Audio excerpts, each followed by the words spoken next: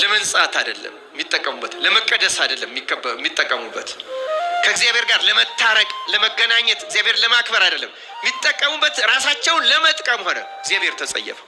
እምነታችንን ትክክል ነው፣ ስርዓታችን ትክክል ነው፣ ንጹህ ነው።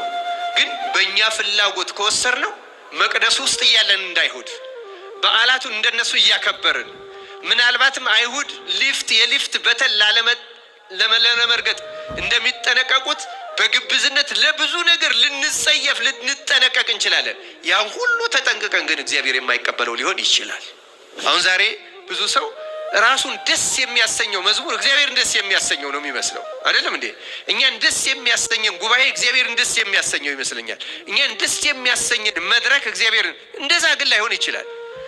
እኛን የሚያስደስተን እግዚአብሔርንም ሊያስደስት ይችላል፣ ላያስደስትም ይችላል። ያንን የሚያውቀው ማን ነው? እግዚአብሔር ብቻ ነው የሚያውቀው። መለኪያው ግን የኛ ደስታ፣ የኛ ስሜት፣ የኛ እውቀት ግን አይደለም። ብዙ ድሆች አስጨናቂ በሆነ ሁኔታ የሚኖር በዚህ ዘመን እንዴት ነው ክርስቲያኖች በዓላትን የምናከብረው? የዳር ሚካኤል የሰኔ ሚካኤል ሲከበር፣ በሚካኤል የጊዮርጊስ የእመቤታችን ሲከበር ምናከብር ምንዘክር እንደ አቅማችን የምናደርግ ሰዎች አለን። አንድ ነገር ግን መርሳት የለብን። እግዚአብሔርን በሚያስደስት መንገድ ነው እያደረግኩት ያለሁት፣ እኔም በሚያስደስት መንገድ ነው እያደረግኩት ያለሁት። የእኔም ፍላጎት ነው ማርካት የምፈልገው፣ እግዚአብሔርን ደስ የሚያሰኝ ነገር ነው እያደረግኩ ያለሁት። ክርስቲያኖች ይህም መመርመር አለብን። ጾማችን፣ በዓላቶቻችን፣ ስርዓት አምልኮቶቻችን የምናደርገውን ክርስቲያናዊ ግብር ሁሉ ማረም፣ መቃኘት፣ መጽሐፍ ቅዱሳዊ ማድረግ። ክርስቲያኖች ማህበራዊ ማድረግ፣ ህዝባዊ ማድረግ አይደለም የሚጠቅመን። ሰዎች በስሜት በሚያደርጉት በሌሎች በፖለቲካ መድረክ እንደሚደረገው ማድረግ አይደለም የሚጠቅመን። ሃይማኖት ራሱ ብቻውን ህግ አለው፣ መጽሐፍ ቅዱሳዊ ህግ፣ ስርዓት አለው። በዚያ ብቻ ነው አድርገው ማክበር አቁመው የነሱ ፍላጎትና የነሱ ስሜት በሚከበርበትና ለነሱ ፍላጎትና ስሜት በሚስማማበት መንገድ ስላደረጉት ተመልከቱ። ወንጌላውያኑ በመንፈስ ቅዱስ ተረድቶ በተለይ ቅዱስ ዮሐንስ በዓሉን ህዝቡን በዚያ ጊዜ ነው።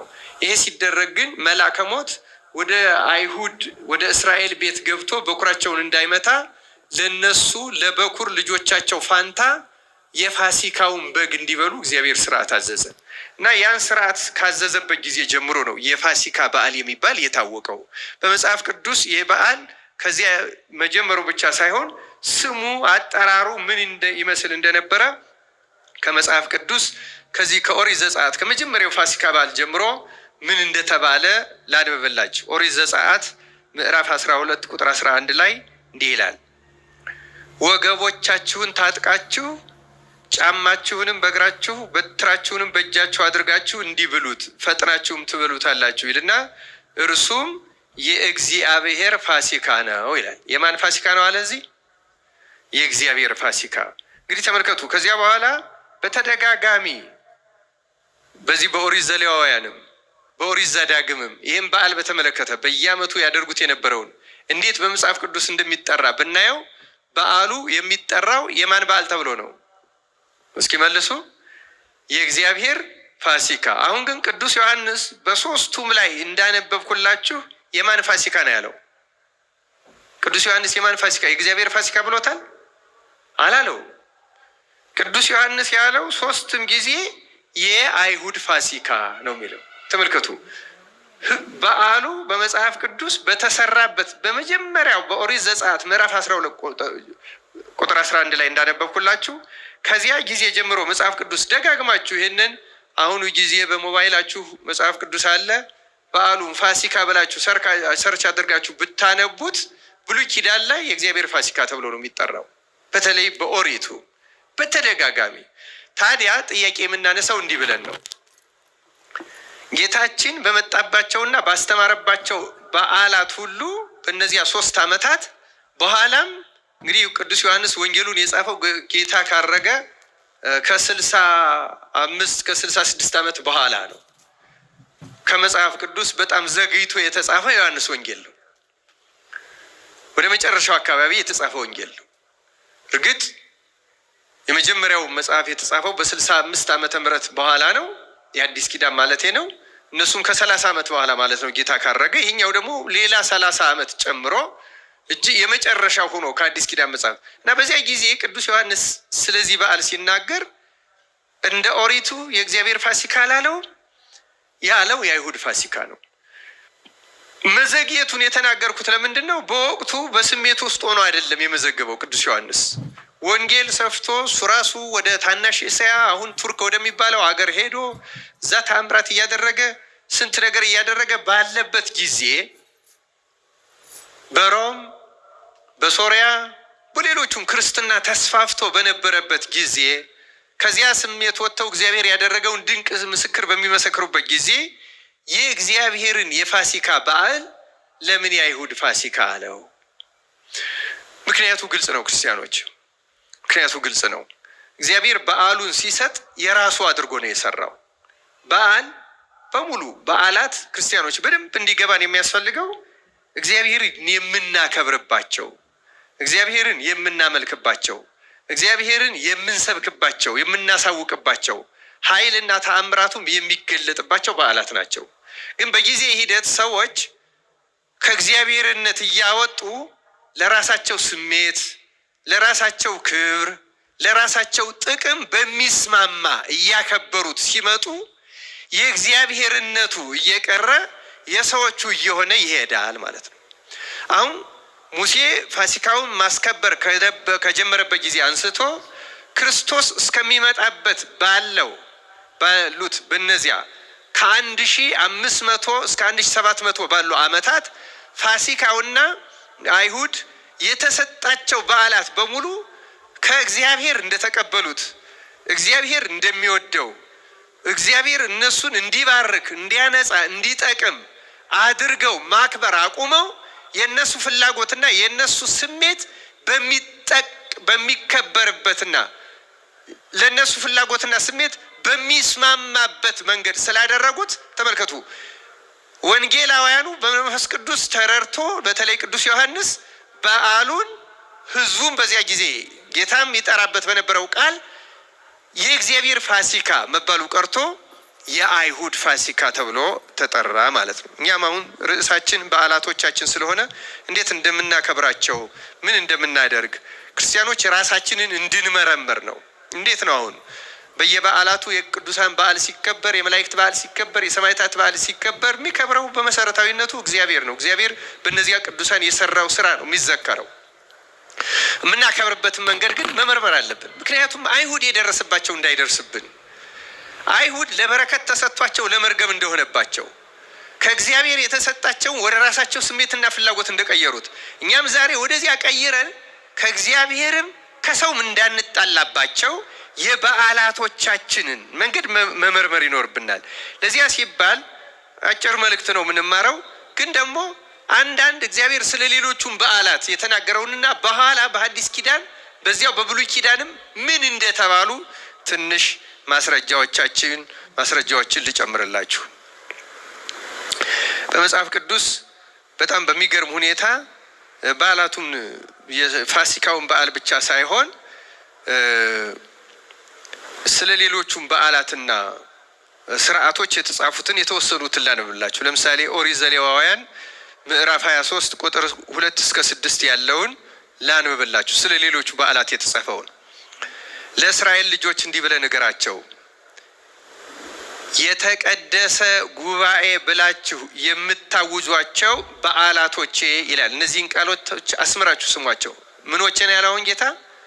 በዓላቶቼ የእግዚአብሔር በዓላት እነዚህ ናቸው ይላል። እግዚአብሔር ስርዓቱን ሲሰጥ በዓላቶቼ የእግዚአብሔር በዓላት እነዚህ ናቸው። 6 ቀን ስራ ይሰራል። በሰባተኛው ቀን ግን የእረፍት ሰንበት ነው። የተቀደሰ ጉባኤ ይሆንበታል። ምንም ስራ አትሰሩም። በምትኖሩበት ሁሉ ለእግዚአብሔር ሰንበት ነው። እነዚህ የእግዚአብሔር በዓላት ደጋግማችሁ ስሙ። እነዚህ የእግዚአብሔር በዓላት በየዘመናቸው የምታውጇቸው የተቀደሰ ጉባኤ ናቸው። በመጀመሪያው ወር በ14ኛው ቀን ሲመሽ የእግዚአብሔር ፋሲካ ነው። ይኸው ፋሲካውን ይደግመዋል።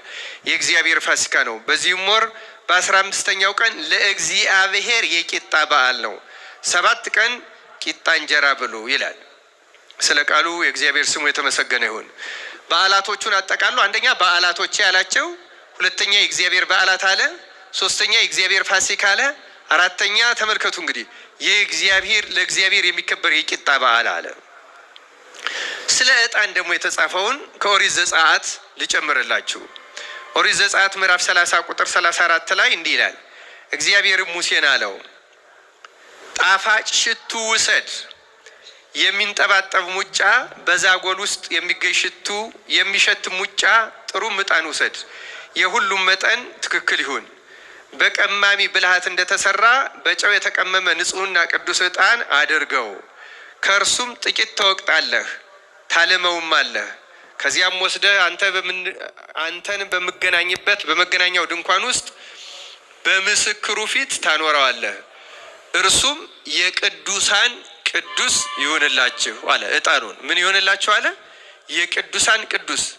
ልክ መቅደስ ውስጥ መቅደስ አለ። ከመቅደሱ ውስጥ ደግሞ ቅድስተ ቅዱሳን የምትባል የተለየች ሊቀ ካህናቱ ብቻ የሚገባባት አለች። ልክ እንደዚያ ዕጣኑም ደግሞ ከተቀደሰው ነገር ሁሉ የተቀደሰ የቅዱሳን ቅዱስ። ሊቀ ካህናት በውስተ ካህናት እንዳለች፣ ቅድስተ ቅዱሳን በውስተ መቅደስ እንዳለች፣ እንዲሁም ደግሞ ከመስዋዕቱ ዕጣን የቅዱሳን ቅዱስ የተደረገ ነው። እግዚአብሔር ሲሰጠው እንደዚህ ነው። በዓላቶቹ በሙሉ የእግዚአብሔር ናቸው። ፋሲካዊ እግዚአብሔር ነው። ሰንበቱ የእግዚአብሔር ነው። የወር በማቻው የእግዚአብሔር ነው። ሌሎቹም በዓላት የእግዚአብሔር ናቸው። ዕጣኑም እንደዚህ የቅዱሳን ቅዱስ እንዲሆን የተሰጠ ነው። በኋላ ግን እስራኤል ተመልከቱ፣ ዕጣኑ ንጥረ ነገሩ ቅመማው አልተጓደለም። በዓላቱም ዕለታቸው አይዛነፍም። የሚሰዋው መስዋዕትም አነስተኛ አይደለም። በጣም መርጠው ተጠንቅቀው ይሰውታል። ግን ሰዎቹ ወደ ራሳቸው ፍላጎት ወደ ራሳቸው እነሱን የሚያስደስታቸው ነገር እግዚአብሔርን የሚያስደስት ይመስላቸዋል። ልክ የዛሬ ሰው እንደሚመስለው ማለት ነው። አሁን ዛሬ ብዙ ሰው ራሱን ደስ የሚያሰኘው መዝሙር እግዚአብሔርን ደስ የሚያሰኘው ነው የሚመስለው። አይደለም እንዴ? እኛን ደስ የሚያሰኘን ጉባኤ እግዚአብሔርን ደስ የሚያሰኘው ይመስለኛል። እኛን ደስ የሚያሰኘን መድረክ እግዚአብሔርን፣ እንደዛ ግን ላይሆን ይችላል። እኛን የሚያስደስተን እግዚአብሔርንም ሊያስደስት ይችላል፣ ላያስደስትም ይችላል። ያንን የሚያውቀው ማን ነው? እግዚአብሔር ብቻ ነው የሚያውቀው። መለኪያው ግን የኛ ደስታ፣ የኛ ስሜት፣ የኛ እውቀት ግን አይደለም። መለኪያው የእግዚአብሔር ስርዓት ነው። ክርስቲያኖች እያንዳንዱ ነገር፣ ለምናደርገው ነገር ሁሉ፣ ለምንሰራው ስራ፣ ለምንፈጽመው አምልኮ፣ ለማንኛውም ነገር በማንኛውም ጊዜና ሁኔታ ክርስቲያኖች መለኪያ አድርገን መነሳት ያለብን የኛን ስሜት፣ ለስሜታችን ቅርብ መሆኑ፣ መስማማቱ፣ እኛን ማስደሰቱ አይደለም ነው ዋናው ነገር። እና እግዚአብሔርን የሚያስደስት አድርገን እንድንፈጽመው አምላካችን እግዚአብሔር ይርዳል። ለዚህ ነው ያ እግዚአብሔርን እንዲያስደስት ሆኖ የተሰጠው የእግዚአብሔር በዓል የተባለው፣ የእግዚአብሔር በዓላት የተባሉት እግዚአብሔር ቅዱሰ ቅዱሳን ይሆንላችሁ ያለው ዕጣን አሁን ሲቀየር እናየዋለን። ለምሳሌ ላንብብላችሁ። ትንቢተ ኢሳይያስ ምዕራፍ 1 ቁጥር 13 እና 14 ላይ እንዲህ የሚል ቃል አለ። ምናምንቴውን ቁርባን ጨምራችሁ አታምጡ፣ ዕጣን በእኔ ዘንድ አጸያፊ ነው። መባቻችሁንና ሰንበታችሁን ተመልከቱ። እላይ ያነበብኩላችሁ በዓላቶቼ ሰንበቶቼ ነው የሚለው። እዚህ ደግሞ መባቻችሁንና ሰንበታችሁን፣ በጉባኤ መሰብሰባችሁን አልወድም፣ በደልንም የተቀደሰውንም ጉባኤ አልታገስም። መባቻችሁንና በዓላቶቻችሁን ነፍሴ ጠልታለች፣ ሸክምም ሆነውብኛል፣ ልታገሳቸውም ደክም ያለሁ ይላል። አሁን እግዚአብሔር ይደክማል? ክርስቲያኖች እግዚአብሔር የሚደክም አምላክ ነው እንዴ? እግዚአብሔር በባህሪው ፍጹም ኃያል፣ የማይደክም፣ የማይሰለች፣ የማይመረር አምላክ እኮ ነው። አይደለም እንዴ? ግን ይህን የሚናገረው ለምንድን ነው? በዓላቶቹን አይሁድ ቀየሯቸው፣ እስራኤል ቀየሯቸው።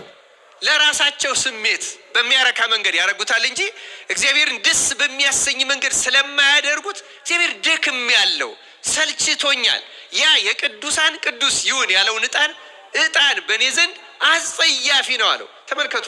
አሁን ዕጣኑ ራሱ መጀመሪያም በባህሪው ዕጣኑ እኮ በተፈጥሮ ርኩስ አይደለም፣ በተፈጥሮውን ቅዱስ አይደለም። የቀደሰው እግዚአብሔር ነው። አሁን ተመልከቱ፣ ራሱ ዕጣኑ እግዚአብሔር እንዴት ሊያጸይፈው ይችላል?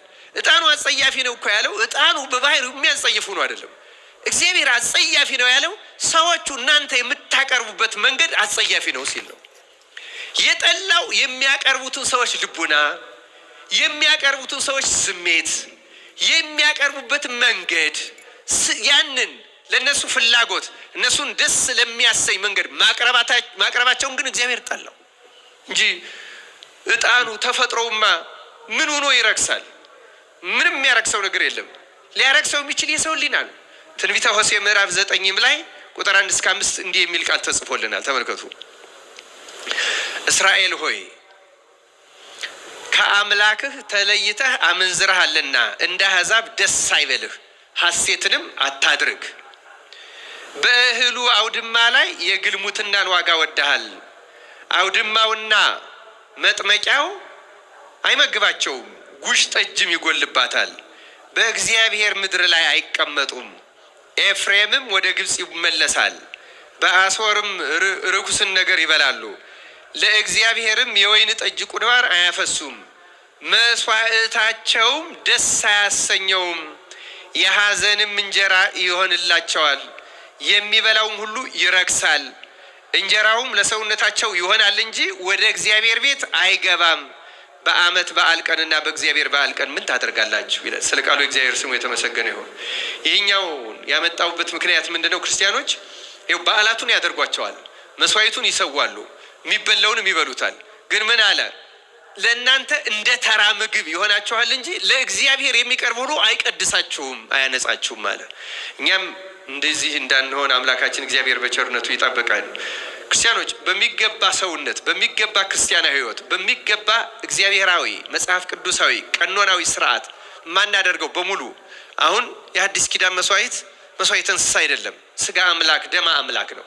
ግን ምን ይሆናል ማለት ነው? በዚህ ቃል መሰረት ይሰዋል፣ ግን እግዚአብሔር ስጋ አምላክ ሆኖ እንዳይዋሃደን ያደርገዋል ለኛ። ለዚያ ነው በእኛም በውዳሴ ማርያም ትርጓሜ ላይ እንደተጻፈው ላለበቁት በእውነቱ ካህናቱ በቅተው ምዕመናን ካልበቁ የምዕመናኑን ለካህናቱ ያደርግላቸዋል።